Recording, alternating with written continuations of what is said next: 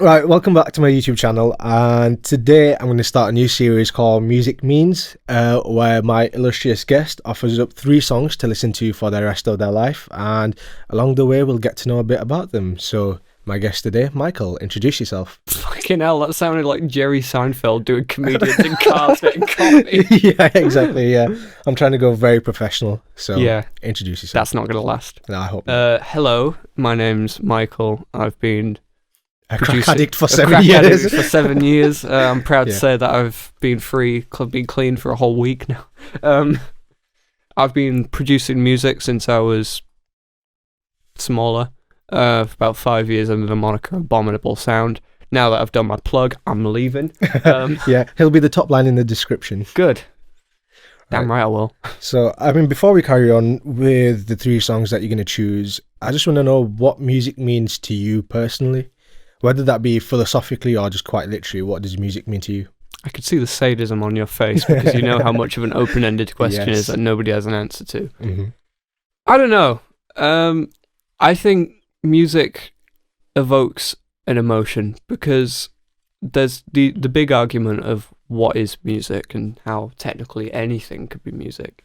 If I sat and ate an apple right into this microphone, and you probably wouldn't get much emotion from that. That wouldn't be very musical. But if there's a sound or something that's bringing you some kind of invoking emotional in an artistic way, to me that is a type of music. I mean, a lot of people would say that music is traditional instrumentation, melody, harmony, blah blah blah.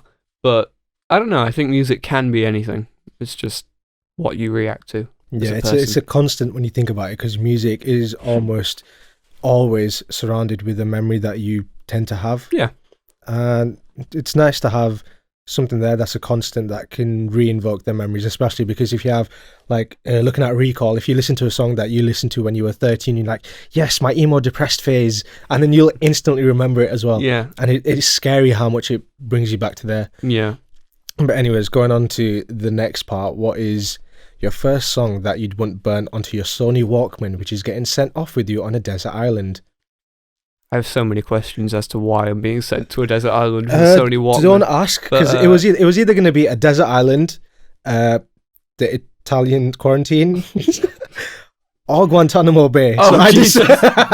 Okay, yeah. So I decided, I think the best one's going to be a desert island. Anyway, so again, Sorry, Desert Island Discs. oh yeah, we fully have. Thing is, Desert Island Discs is more of a concept than a show at this point because everyone does the trivial. What would you take on a desert island? Yeah, because I got this originally off Tom Campbell, which is a guy who's a presenter from a wrestling YouTube channel called Cultaholic. Yeah. Again, if Tom Campbell is seeing this, please give me a job. He works for BBC Newcastle as well, part-time, and he basically ripped this off, but with wrestling matches, so 3 wrestling matches that you'd like to see. And I thought, oh, that's cool, I'll do that with music. And then we met up in the studio once and you were like, oh, that's basically Desert Island Discs. Yeah. I thought, shit. So he heard it from a wrestler, I heard it from Ronnie Corbett. Oh, Ronnie Corbett. Who does the old man, like you get food delivered to your door. I should know him for something more than that because he was more than just Ronnie an Corbett, wasn't he the comedian, the 2 Ronnies? Yeah, Yeah, one of them. yeah, so that's Ronnie one Corbett of the 2 and Ronnies. Ronnie Pickering. What an icon, Ronnie Pickering. Right, anyways, jokes aside, what's your first song that you're offering up? I'm sorry. Yeah, it's I alright. thought of Ronnie Corbett and Ronnie Pickering. You are- The best they are comedic like duet polar ever. opposites. Yeah, So it's it's like- chalk and cheese to the absolute T. Right. Okay, so I'm gonna give you over the course of this interview my 3 songs in terms of deepness. Okay. So I'm gonna give the most obvious and the most boring choice first. My first and most boring choice is "Mumbai Power" by Skrillex. Ew. Because yes, I'm 12. No, when I think Skrillex had a really long period of kind of mediocre music. The production was still up there, like Skrillex level. He's an incredible producer, but the music was just, yeah. I think his low point was 2015 with "Where Are You Now," that Justin Bieber thing. Yeah, that was terrible. And then last year was it July, he came out with 2-song single, Show Tracks, which I think he just released as like an afterthought because he obviously made them for openings for tracks. But they were incredible. And it sounded like Skrillex again. The second song on the EP was called "Mumbai Power." And I think since the day it came out, I've listened to it every single day, and I'm still not bored of it. And I reckon I could go on like that for many more years. So my idea was take a song that you can listen to without getting bored of. Why do you think that is, though? Does it have like a certain quality or a sound, just overall aura? I don't know. It might be my producer bias, because I think since Skrillex has had about 10 years in the mainstream, and Mumbai Power was the first time he'd ever shown off a project file. Mm-hmm. So we all got to see inside of Skrillex Ableton projects, which was just incredible, to say the least. But I don't know. There's just something about it. I can't quite describe it. It's got like a euphoric kind of like. You're saying it came out in 2017? Came out this year. It came out in 2019. Oh, 2019. Came out last July, just out of nowhere. So since last July, you've had it on pretty much constant repeat. Oh yeah, it's like top of my Spotify on repeat all the good. time. This microphone is sagging. Yeah, it does that quite often. I'd had to tighten mine. Levels. Shaman. Right. So, what would you say is Skrillex? Would you say that's his best work? I don't know. I think Bangarang. I think Bangarang was definitely the most influential. It obviously 100%. wasn't his best work, because no matter how good you are when you start in the mainstream, you're going to get better over the course of years. There's no 100%. such thing as being the best or being the perfect producer, because once you learn all the methods and all the ideologies, you make new ones. Yeah. And that's why, and I'm going to go off on a bit of a tangent here, that's why I think computer music is the future for a long time, because as soon as you think you've explored every nook and cranny of a piece of software, someone does something crazy. Yeah. Even stuff like 2015, where people started like vocoding vocals through like dubstep growls and stuff. That was revolutionary. That's second nature nowadays. Yeah. And now people are like clipping their master channels, trying to get that loud, because loudness equals better. We know that quite well. But like, even like, for example, this setup that we've got here, it's crazy to think that almost 40 years ago, we'd rarely have screens like this. It will all be, well, just over 40 years ago, it'd be completely analog desks, have tape, get on with it. But even now, this is a hybrid desk. Everything we're running off is computers. Eventually, we won't even have desks. It'll just be everyone off their laptop being a bedroom producer. But that's where some of the best music has come from, whether you look at it from dubstep or even hip-hop. For example, like Boy Wonder, or even Zaytoven. Obviously, guys that are now in the studio quite often, but before they became huge producers, they were making beats in their bedrooms, as most of us are. I think the biggest advancement in bedroom production, and I'm not afraid to say this because my masculinity isn't fragile, Billie Eilish, When We All Fall Asleep, Where Do We Go? Absolute masterpiece of an album. Don't care that, I'm not a 14-year-old pretend depressed white girl. I love Billie Eilish. But the producer, the whole album was produced in a bedroom and mastered in a living room, and it won a Grammy for engineering. Phineas, his brother, the producer, it's incredible what you can do on a laptop nowadays. I think less is better almost, because I found that when I'm in a room like this and I'm making music, it's unnecessary nowadays, because it can just be done with a pair of headphones and a copy of whatever software you decide to use. Yeah, because this is really, like, for example, us setting up.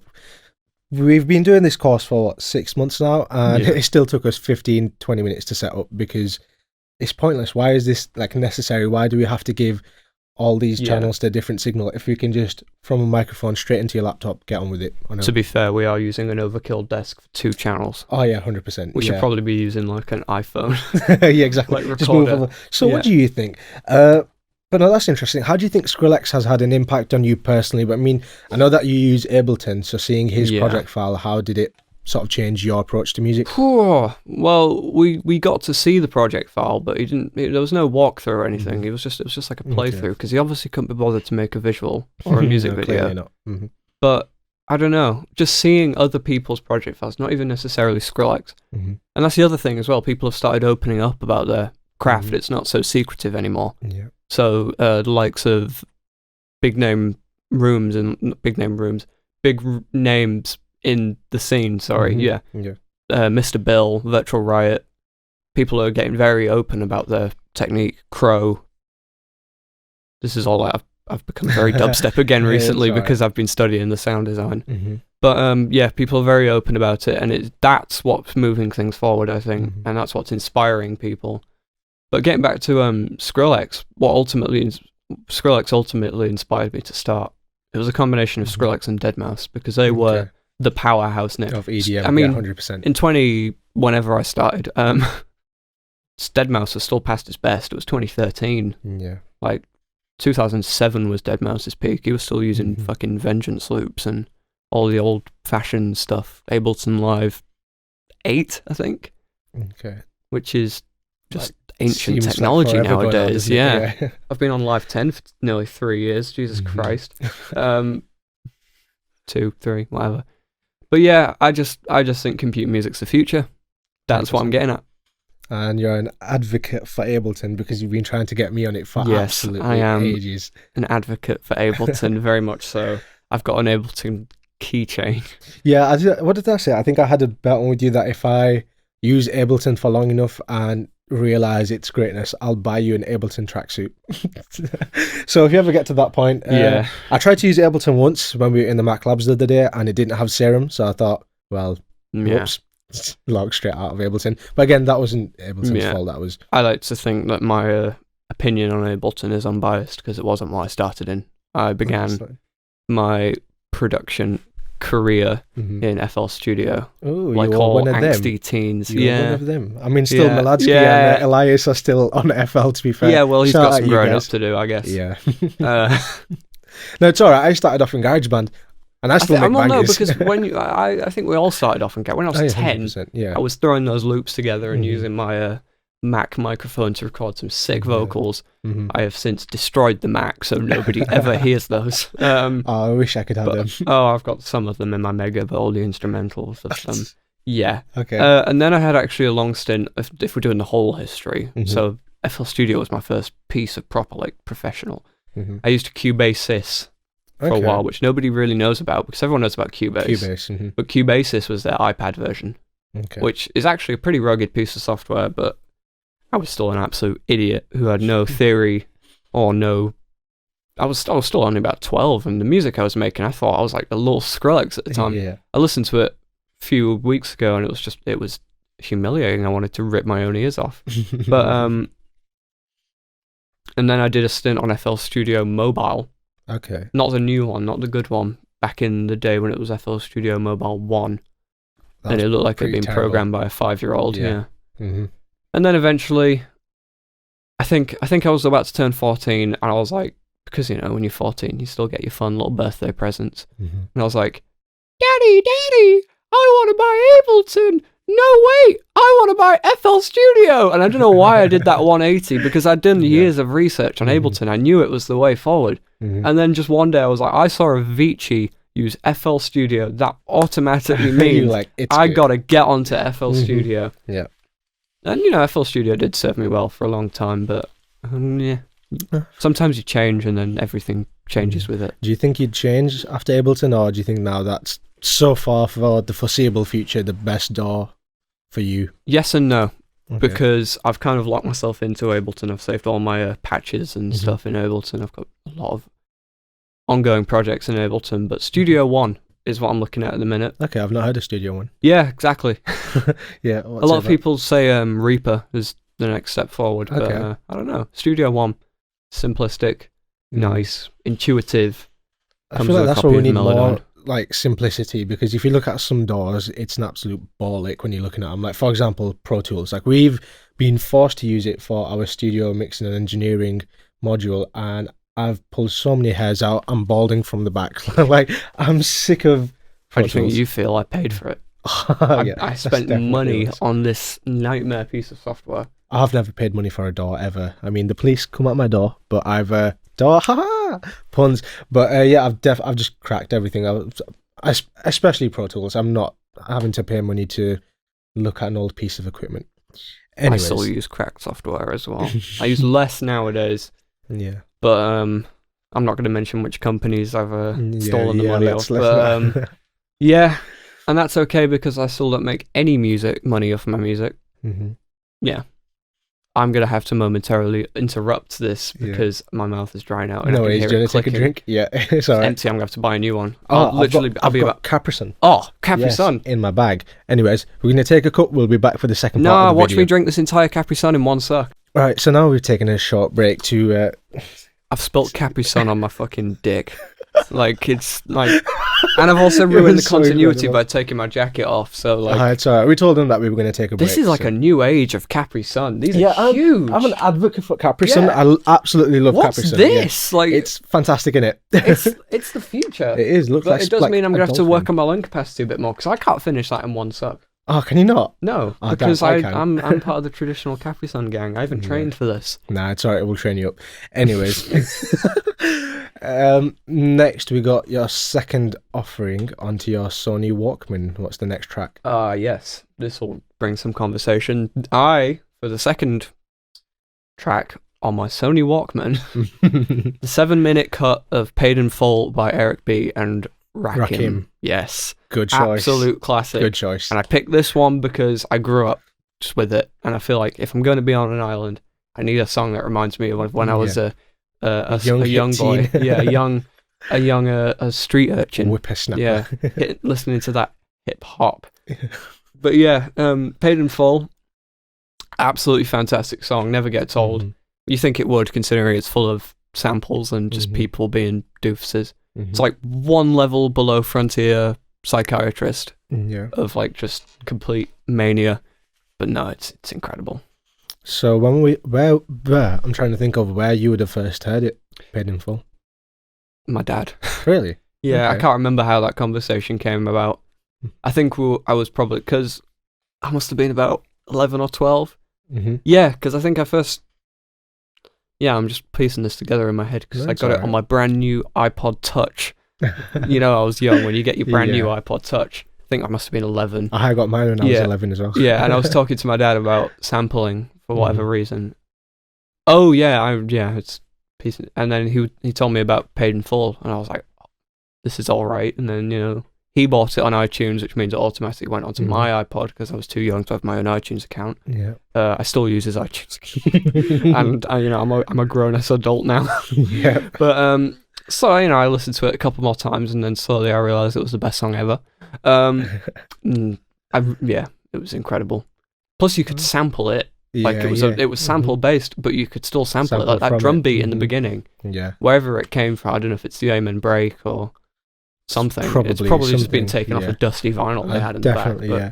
yeah, no, it's So, fantastic. in terms of, because that's surprising. Since I've known you, I've never thought you'd pick up like an Eric B. and Rakim track. I thought you were gonna go straight EDM from the break. Nah. So in terms of your starting foundations, then that would have been like one of the earliest songs to like trigger you to be like, oh wow, like sampling, like this is not Yeah, just an instrument that's being played. yeah, I think so. Let me think, because obviously growing up, we listened to songs that were sampled that we didn't even 100%. realize were sampled. Yeah. My life changed forever when I found out Avicii Levels was a sample. Is it? The vocal. Oh, the vocal. Yeah. Yeah, the vocal sample. Yeah, but I by didn't. someone. Yeah, but but then again, like most EDM music, the vocals, unless you're doing again the Skrillex growl or so with someone in the studio, is most likely to be sampled anyway. And I never listened to Daft Punk growing up. Did you Dunno, not? I just managed to Okay. avoid that somehow. Ah. So I never really got that side of sampling. I'm just Mhm. trying to think who might have listened to that was like a big sampler at the time. I mean, there's quite a fair few, but especially in that era of Yeah. gangster rap, 90s rap. Did you listen to any more like during that era of? or Not was it during just- that era, because okay. I didn't think my dad would find it too good if I started downloading some of Yeah, that like- Snoop Dogg.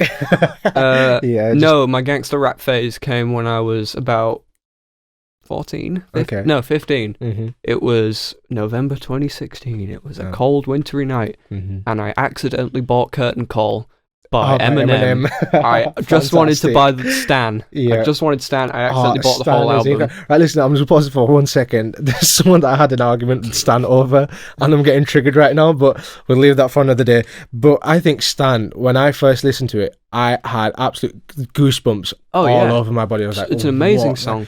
Now, the story. This is why I think Eminem is one of the best storytellers, because you see it in Stan from start to end. There's a whole story arc, and it's fantastic. Yeah.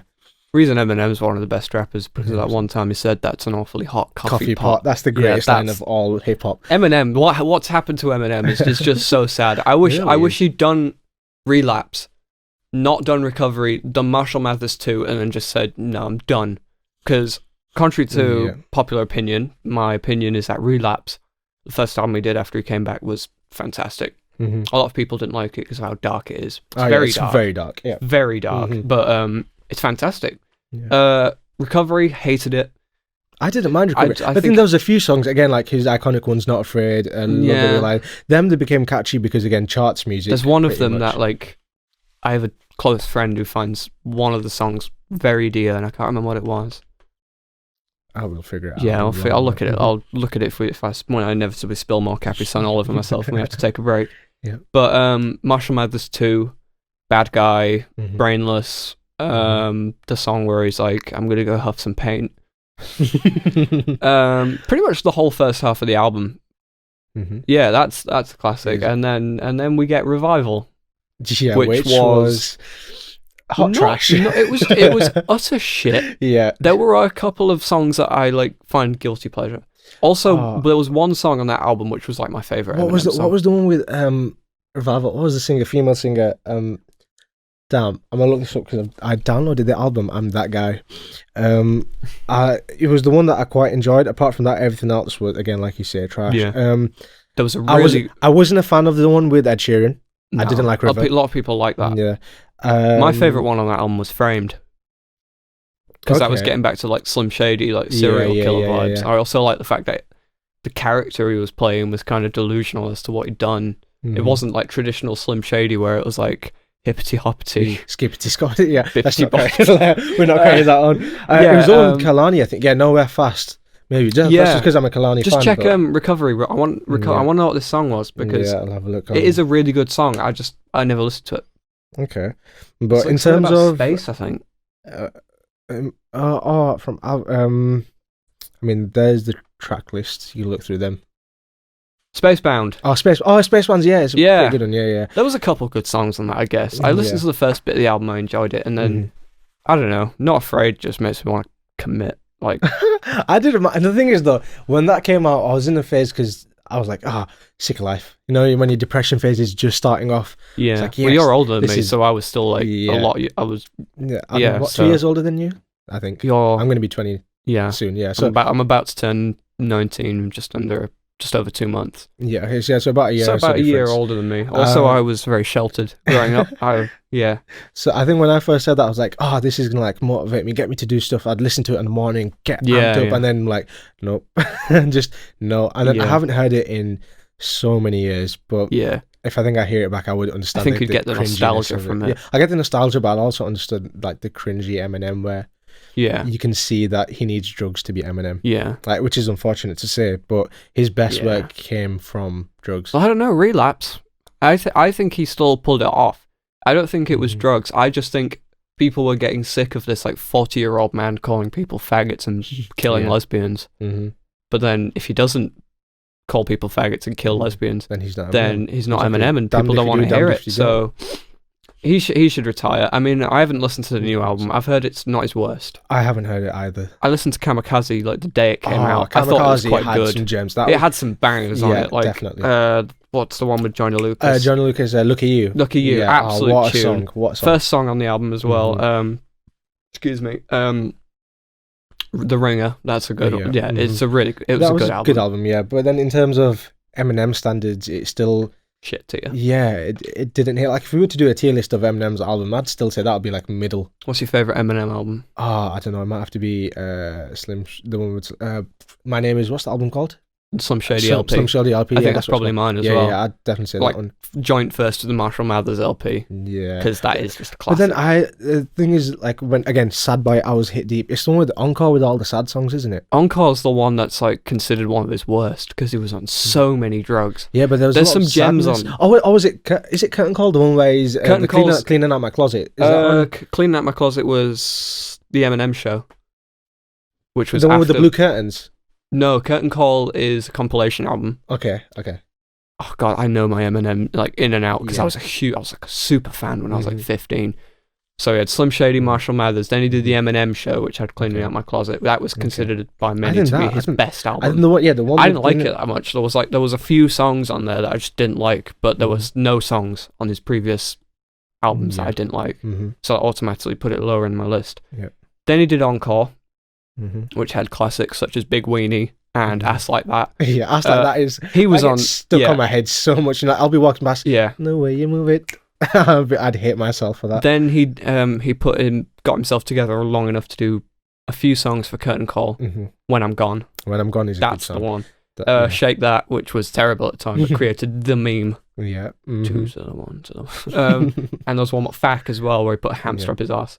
Just Eminem things. Yeah, then he went off and relapsed and overdosed again, and then he did his second half of his career, which so has in been... terms of rappers, you'd say Eminem is your number one. This fucking... It is a terrible mic stand, isn't it? Take quite a bit of compression. It's fine. We can fix it out. Yeah, I've engineered a really, really shit tier podcast before. Nothing like this. Nothing like this. I got it working. God tier. Do you see the production value? Yeah, here? there's a speaker in the middle. Yeah.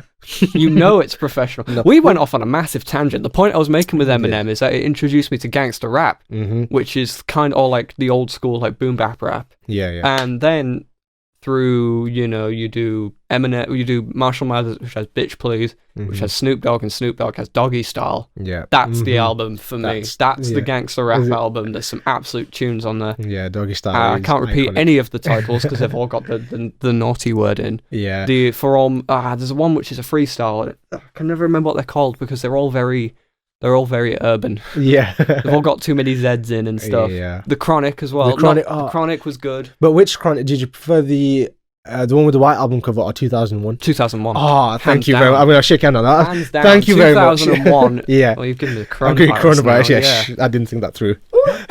Yeah.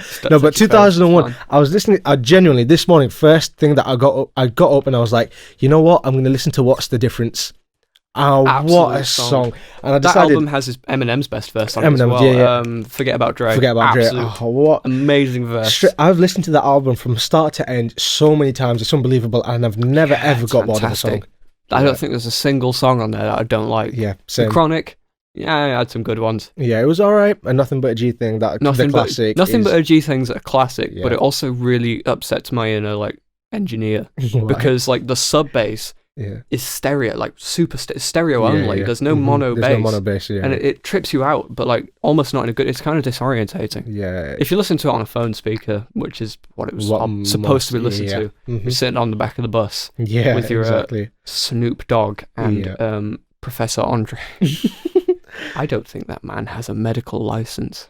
No, exactly. Yeah, Dr. Dre, who certified him? What school? Yeah, come on. Can we see some credentials, please? Have you ever seen the video of Dr. Dre doing a DJ set, his first ever live one, but he was in a full satin purple doctor's uniform? I'll send you the link to it. It's incredible. First time he's on stage and he's wearing the full-on surgical mask, satin purple, hat, satin purple, overalls, satin purple, and you're thinking, what is this guy doing? But from there onwards, we got one of the greatest hip-hop artists, producers in terms of... Because, he's got ghostwriters, he doesn't write 100%. Yeah. That's a known fact, but in terms of producing for the black community, he's been the king. I wonder what he's up to nowadays, because sitting in that cash, because that beats... there was supposed to be a new album coming out as well, but he scrapped the whole thing because he didn't like 2 songs off of it. Yeah, it's been 3 years we've been waiting. It was supposed to come out 2 years ago, but he didn't like it. It was supposed to come out last year, but then again he scrapped it, and then 2020 we're hoping, but if no one dies by coronavirus by then hopefully Dre will put out an album. I think we'll get something. I think we'll get one more album and then he'll say, okay, I'm done. I hope so. I'm done. I think so. The real thing is that why isn't he, because every album with Eminem up until Marshall Mathers 2 had a Dr. Dre feature on it. Yep.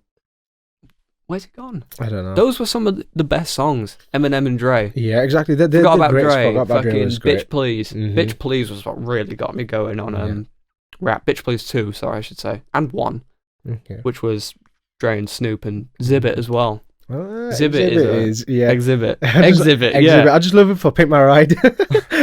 My friend have been pimped. Yeah. Exhibit he went on a downward spiral. When Exhibit is good on a track, he's damn good because of his voice. It just brings that energy. But then when he just becomes a clown, it's like, come on, mate. My favourite Exhibit verse is hands down the one he did on Nate Dogg's Keep It GANGSTA. Okay, I've not heard that. I don't know how I found it. I think I was just scrolling through the trolls of YouTube recommended. It's just what's East Coast There's a name for it.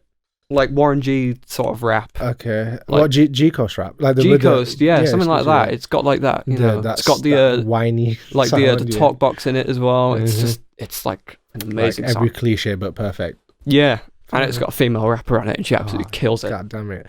Right, so who would you say in terms of gangster rap is like top 3? So rank them 1 to 3. I cannot say that because I am not an embedded member of the hip hop community. I mean, no, but as in for you personally. For me personally, because it's going to sound so white. Eminem number 1. No, I would agree with that. Eminem's not even on that list. What's the top 3 rappers for gangster rap? No, 3 rappers. Top just 3 in general, rappers in general. From personally. Yeah. Oh, I'm gonna have to say Eminem at number 1 just Yeah. because of the effect his music had on me. I was going through a difficult part, like growing up and shit, when I was listening to Eminem, and like, nowadays I find it a bit cringy at times. But 100%. When you look back, hindsight is 2020. You think, what was I doing? Dr. Dre, hands down, 2001, classic, always will be. Can listen to that all day, every day. If I could take an album on this desert island, I'd take 2001. Yeah. I don't know.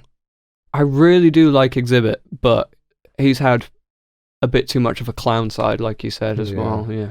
If he'd kept it, you know, if he'd kept it GANGSTA, as the song says, then I think he would have been firmly up there. Enough, so that's been interesting so far. You've had a Skrillex and surprisingly Eric B and Rakim, which is a point we went way off on. But it's fun. Yeah, incredible. Right, we'll be back again whilst you take a sip of your Capri-Sun for the third song. The whole time. Have you? Oh, whoops. Anyways, we'll be back. It's like cool. Again, we're back, and I won't push you straight into the third song. I'll ask you first again. So, I've known you for 6 months now, but I've never really asked you about you personally. You're from Hull? Sorry. Touch me again with those feet and it's your life, son. So you're from Hull? I'm from Hull, yeah. I was born in Bristol, but I wasn't there long enough to say I'm from Bristol. Okay, so... I don't know how long I was there, but I don't remember fuck all about it. So what was it like in Hull? What was it like in Hull? I grew up in a pretty bad part of Hull. Like, famous, it's known for being shit. I grew up on Orchard Park. I went to secondary school on Orchard Park. I went to primary school with a bunch of people who lived on Orchard Park. And then I only got out of that, like, crap life when I went to college, because that was just away from Orchard Park. And everyone on Orchard Park who was, like, born and bred Orchard Park went off and made loads of money doing apprenticeships and, you know, and then I just sat and learnt fucking physics. Yeah, because I see a lot of people, especially I've seen it in Bradford, especially with like there'll be certain communities where people will only know that one community. Like it'll be a 1 mile radius of that globe, and that is the be all and end all of their life and existence. So where did you go to college? Was that in Hull as well? Or? That was in Hull. Yeah, it was just in a different part of Hull. Okay, fair enough. I moved in my last year of school. Sorry, last 2 years of school, but I stayed at the school. I just had to get a long bus ride and a long walk every single day. But, you know, I was committed to finishing it at that school as well. What was your decision to come to Huddersfield out of anywhere else in the UK? It was the course, because up until I came to here, up until I decided I wanted to go to Huddersfield, I had my heart set on University of Salford. Okay. Because but I was under the impression that every university would teach their course the same way. No, it's completely different. No. But once I realised that the way they teach it here is so different and so much better, objectively, to the way they did it at Salford, I was like, I'm coming here. Yeah, because I did pretty much, it's the exact same course. I mean, John gives me stick for it because I'll be like, oh, I know the answer, sir. I've done this course like last year in London, and the difference in, I think it's the passion for teaching as well, because you see, like, for example, we'll sit in songwriting and Sam will have these urges of excitement and you'll see it, he wants to teach it, whereas I was being taught the exact same things in London and I was like, well, this is boring and I'm sick of it and it's making me more depressed. Like, it's not helping at all. But I think now that I've come here, like, especially with the people that we're surrounded by, because we're all very different, but fundamentally we're so similar that we just gel. And we work quite well, which is what I'm quite happy with the decision coming to Huddersfield again. Meeting the likes of you, Mr. Michael Smith, and then all the rest of the boys from the Beat Boys who will be featured on the channel soon. I don't want to interrupt your flow, but it's so hot in here. I've gone lightheaded. I need to go outside. Yeah, like, no worries. Go for it. We'll take another break. It's pretty damn hot in here. It's too hot in here. I'm actually going to... Right, we'll be back. Right, cool. Now that we're back and you've taken another layer of your Yes. clothing off. It's just going to keep going. It's so Yeah. hot in here. Thankfully, this is the last question. All right, we're getting there. Right, we're we're getting pushing there. on through.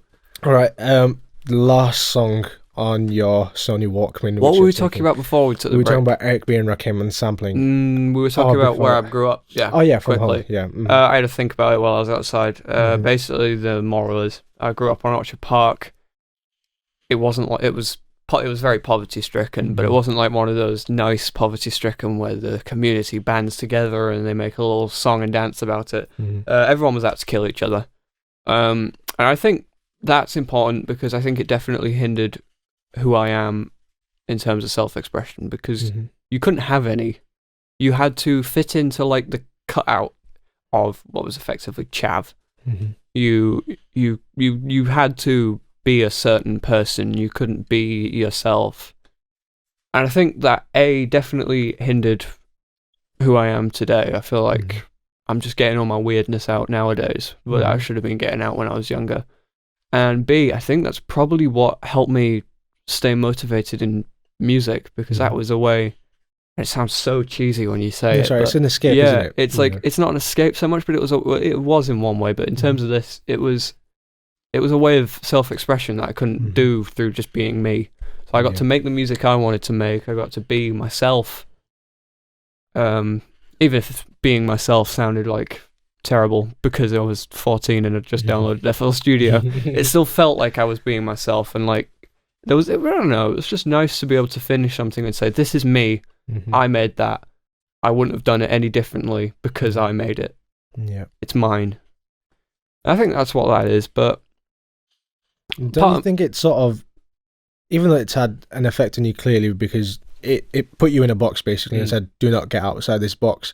But in that sense, because you're in a place where you can have your creativity put in so many different outlets, having this weirdness come out now has given you so many better ideas. Oh, yeah, definitely. Rather than, let's say you were 14, get all your weirdness out, and now you'd be very by the books, follow everything by the rules, do it formulaically. I think so.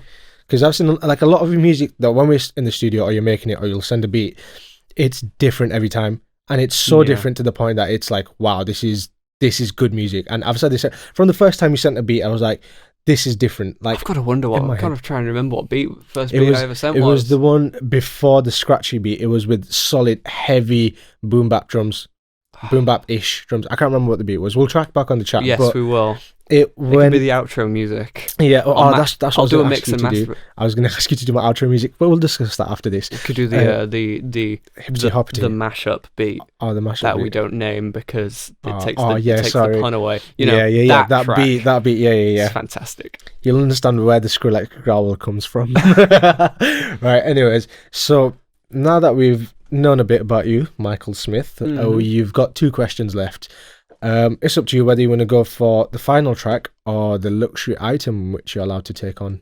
We can do them both. Both at the same time? We'll do... we're going to do my both. My last track isn't going to take very long because you're going to say, oh yeah, of course, and then we'll probably just move on. Okay. Obviously, I'm going to take Bohemian Rhapsody.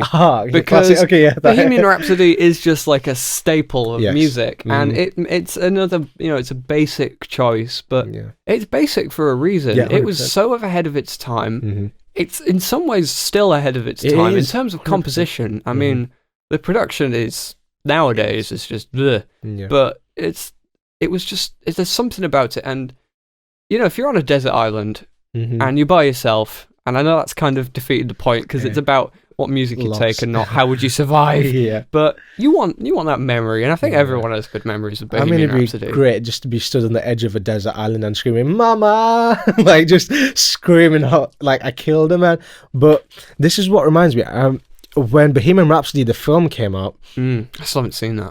Oh my god, you're gonna love it, right? A week before it came out, me and my friend Tarek, when I was in London, were walking around Westfield no, I don't think it was Stratford. One of the Westfields, I think it was. But I don't know. My head's gone blank. Right, so one of the Westfields, right, and we were walking around, and this old man came over whilst we were admiring the Queen. They had all the outfits, so the original costumes and clothes that Freddie Mercury would wear, and we stood in front of the iconic yellow and white that he wore in Wembley. Oh, yeah. And we were just looking, and we were like in awe. This is incredible. And this man came over and was like, you guys listen to Queen? I went, yeah. I went, he looked at me and goes, I just need to ask, what's your opinion on Bohemian Rhapsody? And I looked at him, and him thinking, these two brown kids know nothing about rock or whatever, however you decide to. Was it about the film or the song? No, the song. Okay, right. So he was like, Yeah. what do you think of Bohemian Rhapsody, the song? I literally looked at him and go, sir, I think it's the greatest musical composition in modern music of all time. No, nothing comes close. No. In terms of, Apart from Baby Shark. Baby Shark R&B remix. But in terms of that entire arc of a song and the build-up and the arrangement and the instrumentation to lyrical content, that is the song. There's never been a song that I've heard after that I've listened to Bohemian Rhapsody and thought something else is on this level or just below it, because that is transcendent upon everything else that's come out through music. The thing is with Bohemian Rhapsody as well, that everyone says, oh, it's so technically and compositionally brilliant. There's compositional brilliance in classical music and everything, but I don't think anyone will ever write a song which is so compositionally like technical and just advanced and yet still feel like a song. Because if you listen to like fucking Bach or Debussy, that's compositionally advanced, but it's not going to get you headbanging. I genuinely, it's at least in our lifetimes, which if the planet keeps going the same way, will be our life at the last lifetime will be I don't think there'll be a song like Bohemian Rhapsody again. I don't think so either. It's just a shame. But in terms of, it's a culmination of everything. It really is a shame. But he would still be alive if he'd got his illness today. I reckon he would have been fine. I think so. I think we'd still have him. Now, I was into, because I decided. Thing is, I went with Tarek to a week before the film was coming out to Westville, and I made plans with him, but I scratched it. I was like, no, I'm sorry, I'm going alone. I have to watch this alone. I sat because I don't mind going alone in the cinema. And I was sat in the theater and I was just watching it, and that final scene or towards the end, like there were tears all over my face. I was watching it like, fuck, man, why did he had to go? Like, and especially when they're going through all the montages and the best parts of his life, and you just see. By the way, Rami Malek did a fantastic job of playing Freddie Mercury. I don't think anyone would have come close. From start to end, there were parts when you zone out and you think that's Freddie Mercury. And he doesn't even look like Freddie Mercury, and you think he's. I mean, just because he put a couple of teeth in doesn't mean he's Freddie Mercury now. No. But in terms of the way he depicts the role, I haven't seen the film, but I've seen clips, and I don't know why I haven't seen the film, because when it was announced and when I started seeing posters for it, it was probably. I don't think I've ever been second to Joker, because everyone knows how I feel about Joker. It's incredible. I'm not going to get into that now because I could talk about that all day. But that's probably the most excited I've been for a film. I think today's the day you need to go home and watch it. I think so. It's. But in terms of both the film and the song Bohemian Rhapsody, it's given me this idea again of hijacking nostalgia. I wish I was alive to experience all these things. For example, remember Live Aid. I couldn't imagine what it would have been like to be existing during Live Aid. Because my parents, my dad knows the Queen, or knows 80s tracks and 90s, whatever, but that's not his staple. I was wondering if you have had any input from your parents or the family members or friends who were alive during that Live Aid to make a point on it. Was there? Yeah. But I guess now I've gone lightheaded again a little bit, so you're gonna have to repeat the question. No, but, it's like an oven in here. Like you can't feel it through the camera, but it's not only the heat, but it's the fact that I smell terrible at the minute. Living the musician's life. I am sorry for everyone in this room. I've just sweat all my body weight out. It's really unbearably hot in here, but it's fine. Hot. No, but the point I was making was I wish I was alive during Live Aid to.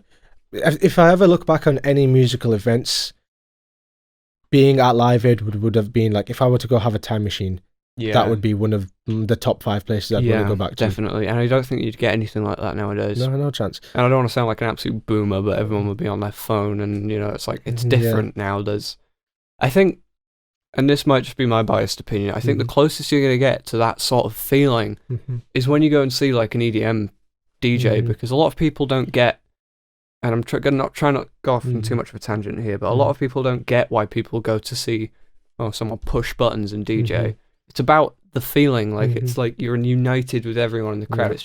It's effectively like a more wholesome version of a rave. It really is. And that's what Live Aid was, because not only was Live Aid brilliant music, but it was just like the feeling, the atmosphere, because they could play the same songs in a tiny back room Excuse me. Yeah, that's okay.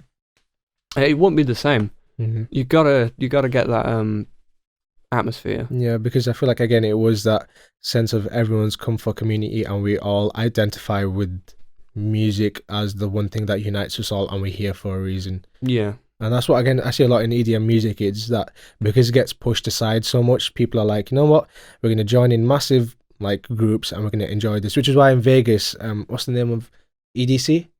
Like Yeah, EDC yeah. is massive. There's thousands, hundreds Oh, of thousands yeah. of people, and it's all these people who feel like they've been told they're weirdos, and they just get into this one place in Yeah. Vegas in the middle of God nowhere, and just enjoy life. And you don't see them again Yeah. on their phones or being distracted by worldly matters. Yeah, It's because just they're the all music. shagging in tents. I mean, apart from that aside, It's great and all that because you acid- go to one of those festivals, you don't even take a phone charger, you've got No. a battery life.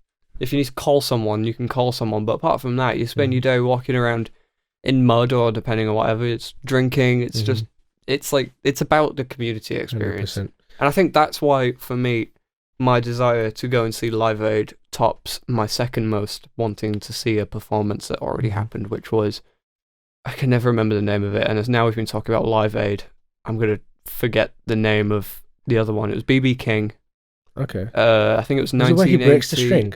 Yeah, yeah. Oh, what? Oh, And I nearly called it Livestock by accident. Woodstock. I think it was called Farm Aid. Oh, It- okay. That just seemed amazing, but Yeah. you know, it 'Cause still I- had the atmosphere, but nothing gets an atmosphere going like having Freddie Mercury effectively vocally conduct Yeah. a crowd of thousands upon that was thousands. incredible.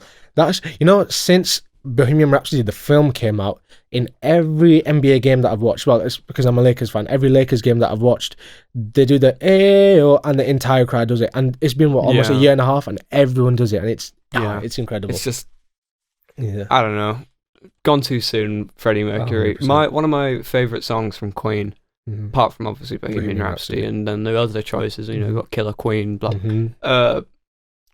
One that I'm surprised not more people don't know, Mother Love. Okay, I've not. heard And my attention only came to that because that has Freddie Mercury's last ever vocal performance on it. it. Okay. He actually died midway through the recording of the song, and that's why Brian May sings the last verse. But it's just like, it's got this like beautiful feeling to it, Mhm. and like, obviously he didn't write the song about the fact that he was dying. He wasn't writing his own songs anymore. He was too weak. Mhm. But like, it kind of reflected his destiny almost. The lyric "I long for peace before I die," like that.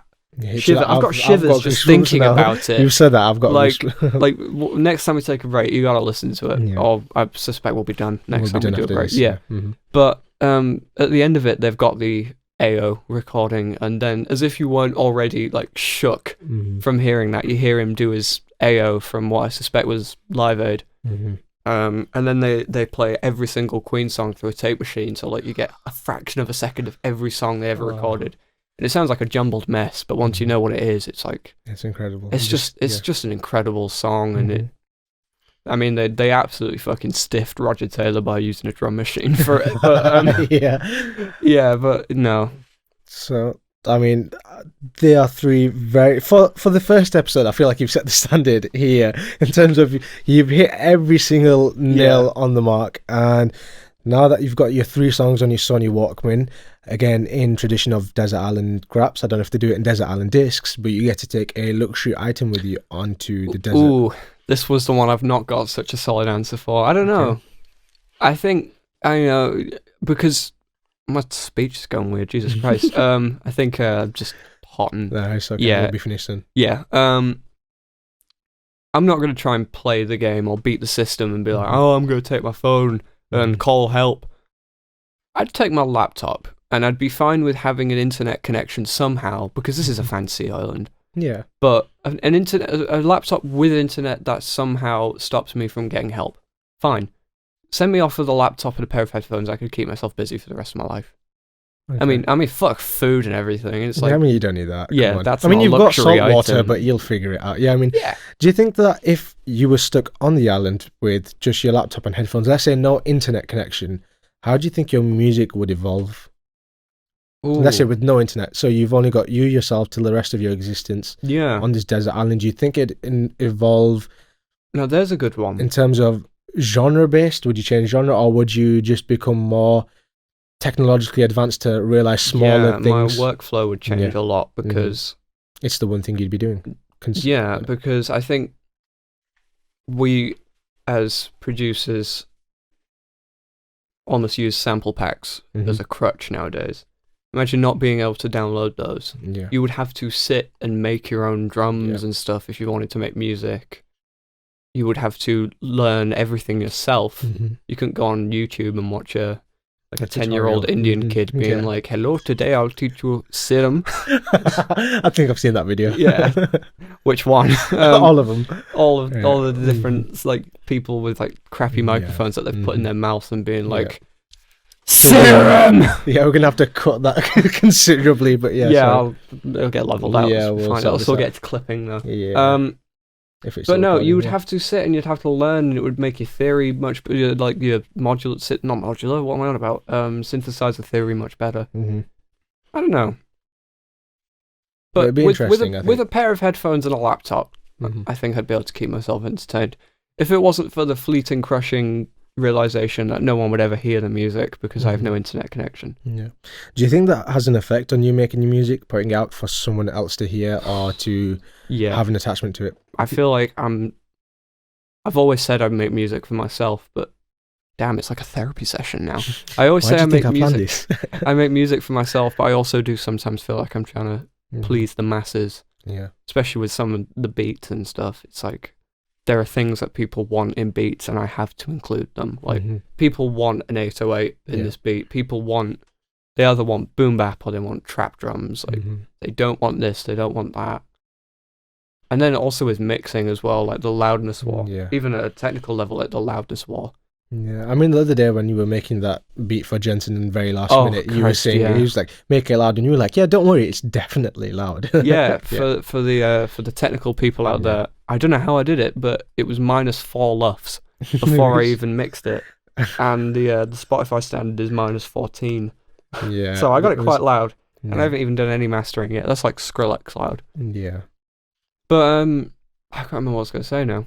But the point we're making on was the headphones and laptop and you making music to attach to a certain audience or to people. Yeah. Quickly on the loudness war as well. I hate it because when I mastered my Childish Gambino mashup, the one that I put out at the start of the year, which is fantastic. 3005. Yeah, if you get one thing from that, go check that out because I'm really proud of it. It mastered to -12 LUFS, which is, in terms of the loudness war, much quieter than it should be, but mastering it louder was crushing the dynamic range. And, I felt like I had to push it. So I pushed it up to about -10 in the end. And in the ideal world, I would have pushed it up to like -6, -5, but I feel like that's where I'm trying to make music for other people. Okay. But anyways, it's been a really good episode. I mean, we've got Michael Smith, the human, not the meme today, and it's quite different and quite glad. You can have the cameo. Meme towards the end. Again, thank you for coming on. I'll leave links in the descriptions for everything, especially that 3005 flick, which was fantastic. Put your Instagram, Twitter, Abominable Sound, Spotify down there. I don't know which order the videos are going to come out, but this is definitely going to be the first one. So if you do want to carry on watching the Music Means series and any of my other videos, subscribe, click the bell. What do YouTubers do? Subscribe, like, share, comment. Donate to my Patreon. My OnlyFans account. At best, I think we just leave it there, right? Thank you very much for coming on. Coronavirus. Give me that virus.